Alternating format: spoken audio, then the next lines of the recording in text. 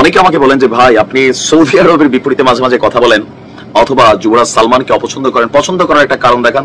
কালকে মাত্র প্রশংসা করছিলাম, কিন্তু গুনে গুনে 24 ঘন্টা হয়নি কিভাবে ইরানের পিঠে ছুরি ভোগছে, কিভাবে আমেরিকা দালালি করছে, কিভাবে মার্কিন যুক্তরাষ্ট্রের স্বার্থকে এই অঞ্চলে ছড়িয়ে দিতে, ইসলির স্বার্থকে ছড়িয়ে দিতে তলে তলে কাজ করছে।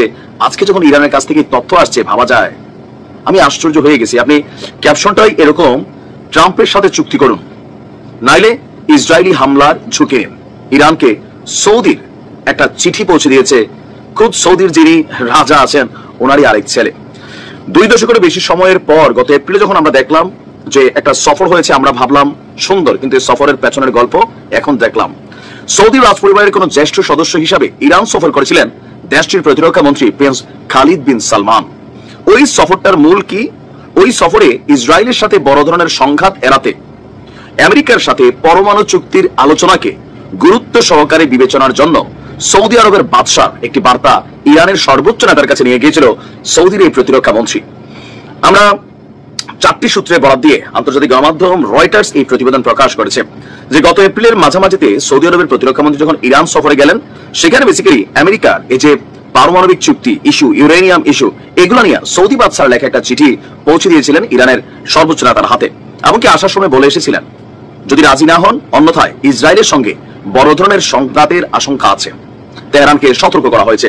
সৌদির 2টি সূত্র এবং ইরানি 2টি সূত্রের বরাত দিয়ে রয়টার্স বলছে এই অঞ্চলে অস্থিতিশীলতার আশঙ্কায় সৌদি আরবের বাদশাহ সালমান বিন আব্দুল আজিজ উদ্বিগ্ন।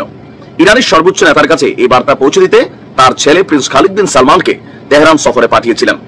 সেখানে আপনার তেহরানে প্রেসিডেন্ট ভবনে ইরানের কর্মকর্তাদের সাথে রুদ্ধতার বৈঠক করেছিল সৌদির প্রতিরক্ষা মন্ত্রী। বৈঠকে ইরানের প্রেসিডেন্ট মাসুদ পেজেশকিয়ান, সশস্ত্র বাহিনীর প্রধান মোহাম্মদ বাঘেরি এবং পররাষ্ট্রমন্ত্রী আব্বাস আরাকচি তারা সেখানে উপস্থিত ছিলেন। 37 বছর বয়সী সৌদির প্রতিরক্ষা মন্ত্রীর তেহরান সফরের খবরের পর বাদশার এই গোপন বার্তার বিষয়বস্তু নিয়ে আমরা এতদিন জানলামই না। আমরা জানলাম সৌদি ইরানের দ্বিপাক্ষিক চুক্তি, আমি নিজে নিউজটা করছি ভাই, সারা পৃথিবীতে দেখাইলো কি। তারপর সেখানে ফিলিস্তিন ইস্যু নিয়ে আলোচনা হয়েছে, আমরা এগুলোও শুনলাম, ভাবলাম সবকিছু সুন্দর।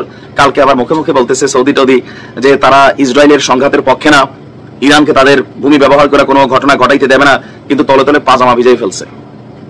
দেখছেন নমুনা? তার মানে এই যে যা আমরা দেখছি এখন বাকি আছে কাতার আর আরব আমিরাত, দুইটারই একই চরিত্র।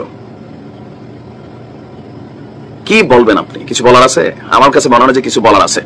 আবার 4টি সূত্রের মতে ট্রাম্পের প্রথম মেয়াদে ওয়াশিংটনে সৌদি রাষ্ট্রদূত থাকা, ওই সময় সৌদির রাষ্ট্রদূত হিসাবে আমেরিকাতে অবস্থান করেছিল এই খালিদ। তো তখনও আপনার এটা নিয়ে আমেরিকা চাচ্ছে যে সৌদিরে দিয়ে একটা ঝাঁকানাকা খেলা খেলাইতে, আর সৌদি সেই কাজটাই করছে। পিছনে ছুরি ভোগছে আর সামনে এসে পিরিতি দেখাচ্ছে। ইরান ঝুঁকবে না, ইরানের স্পষ্ট বার্তা। আমরা যে ইরানের উচিত একতরফা হাঁটা, সামনে কোনো ডাইন বাম থাকার সুযোগ নাই, আর আরব কোনো রাষ্ট্রকে বিশ্বাসের দরকার নাই। ভালো থাকুন।